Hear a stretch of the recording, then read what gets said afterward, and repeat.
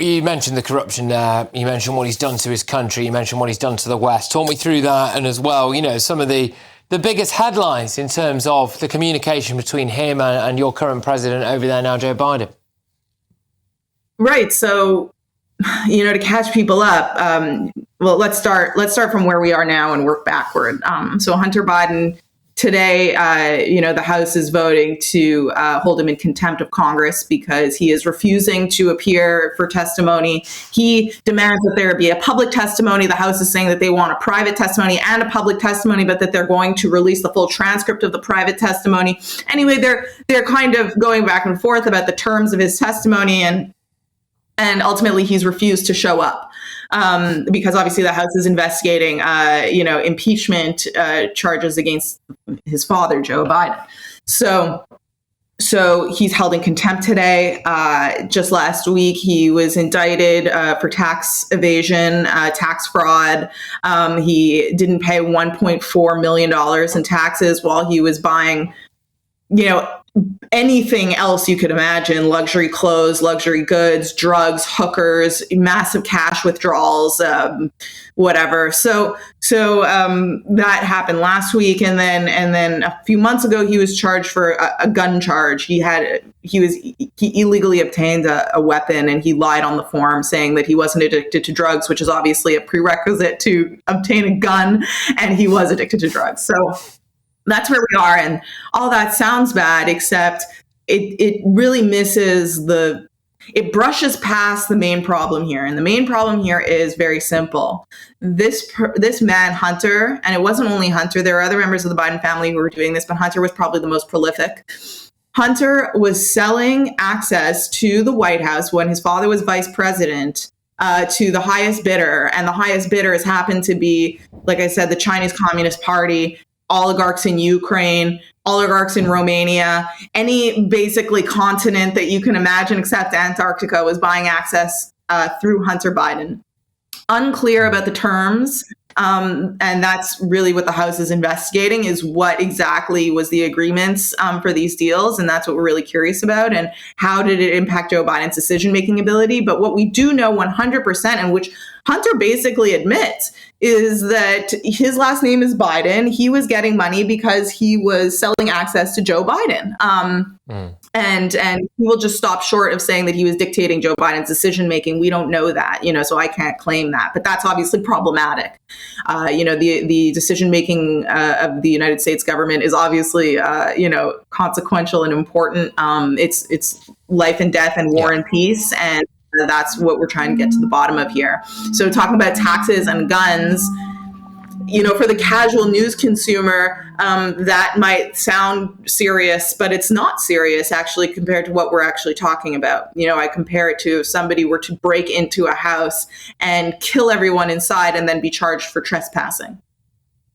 Yeah, I mean, from what you said there, it wouldn't surprise people if it was to emerge somewhere down the line that there was a monumental cover-up going on here. And there is a certain irony, isn't there, in the way that people went after President Trump and they really put the microscope on him and their accusations about everything. And meanwhile, there may well be a guy who's shuffled, let's be honest, he's not walked in there, shuffled into the White House, who's got all this baggage with him. I mean, do you think that we will ever get to the bottom of a monumental cover-up here?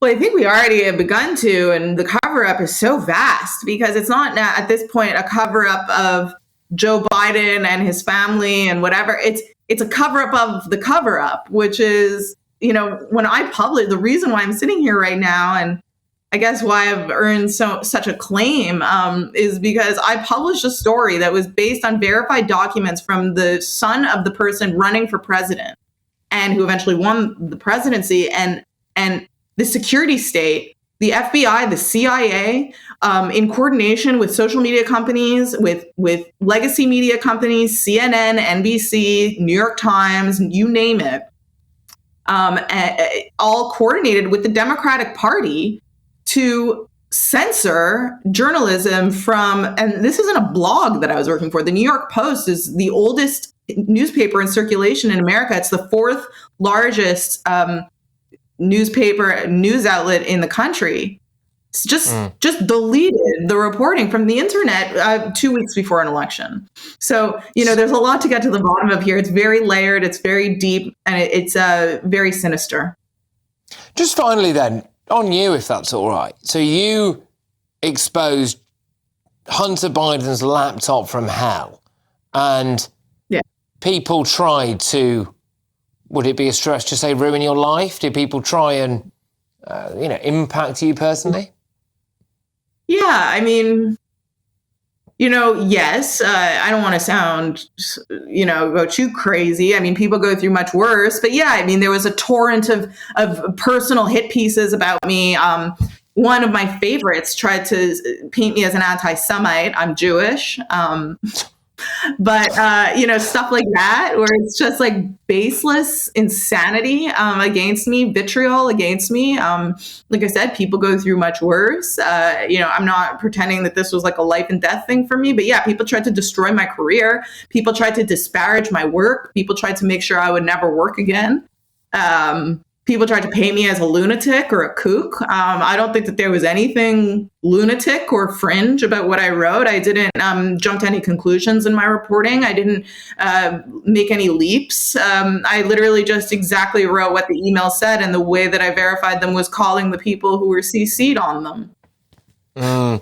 Now, look, we touched on this. You touched on this a little earlier on. He's indicted several days ago, Hunter Biden, second indictment now for the son of the president. And apparently, in theory, he could be facing 17 years in prison based on sentencing guidelines. I don't know if you're a betting woman, but if you are, what do you reckon he'll do? But I'm not a lawyer, but, he's going to get pardoned, obviously. I mean, if this goes anywhere, he's going to get pardoned, of course.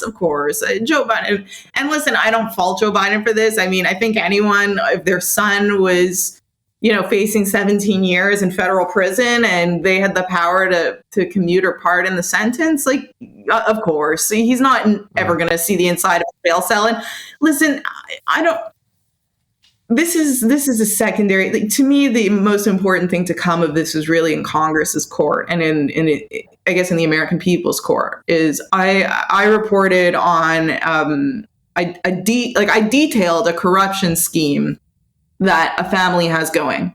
And I showed, and me and others, there are other reporters in America who are fantastic on this beat, have basically painted a picture of how the corruption in DC works. And I don't think that Hunter Biden is the only one. In fact, I know that Hunter Biden is not the only one who has this scheme. Clinton's had another one. And this is rampant in Washington, and it's disgusting. And I'm sure that it's the same in London. It's disgusting. And what these people do is they take the law and they look at how they can work around it and skirt it and adapt to it in a way that they can enrich themselves on the backs of taxpayers. And I think that the most important thing that should come of this reporting and of this whole saga and of this whole thing is Hunter Biden and Joe Biden. They're going to come and go. I hope that it's sooner rather than later, but they're going to come and go out of power and whatever.